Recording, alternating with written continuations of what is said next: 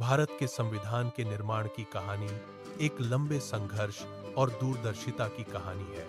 सन 1947 में जब भारत आजाद हुआ, तब देश के सामने एक बड़ी चुनौती थी।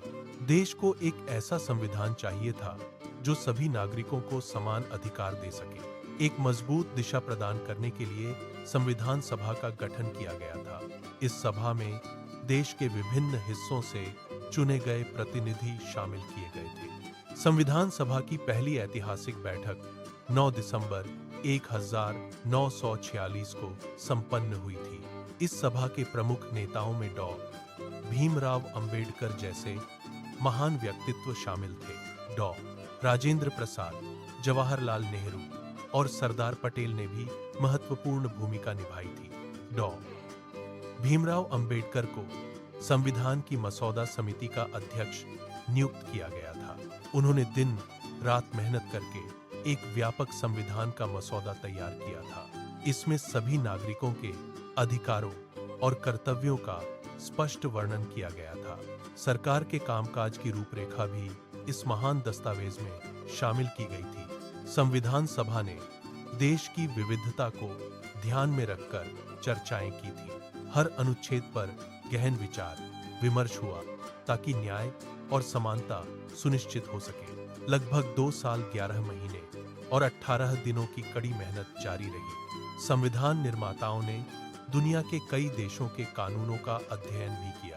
अंततः 26 नवंबर 1949 को संविधान को सभा द्वारा अपनाया गया था। यह दिन भारत के इतिहास में एक मील का पत्थर साबित हुआ था। पूरे देश में उत्साह का माहौल था क्योंकि एक नया युग शुरू हुआ। अंततः 26 जनवरी 1950 को इसे पूरे देश में लागू किया गया था। इसी दिन भारत आधिकारिक रूप से एक संप्रभु लोकतांत्रिक गणतंत्र बना था। संविधान ने भारत को कानून के शासन की एक मजबूत नींव प्रदान की। आज भी यह संविधान हमारे लोकतंत्र का सबसे पवित्र और मार्गदर्शक ग्रंथ है। यह हमें याद दिलाता है कि एकता में ही देश की असली शक्ति है।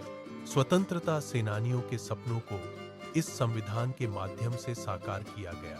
प्रत्येक नागरिक को अभिव्यक्ति और समानता का अधिकार गर्व से प्राप्त हुआ।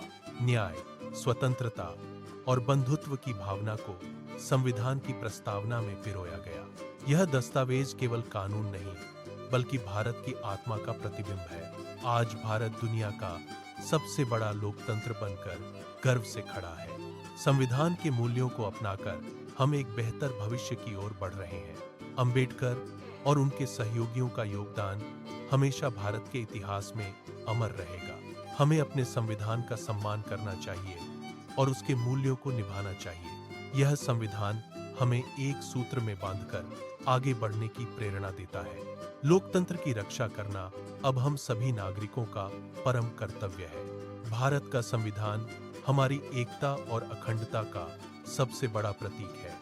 जय हिंद। हमारा संविधान हमारी शान है और हमारी सबसे बड़ी शक्ति है।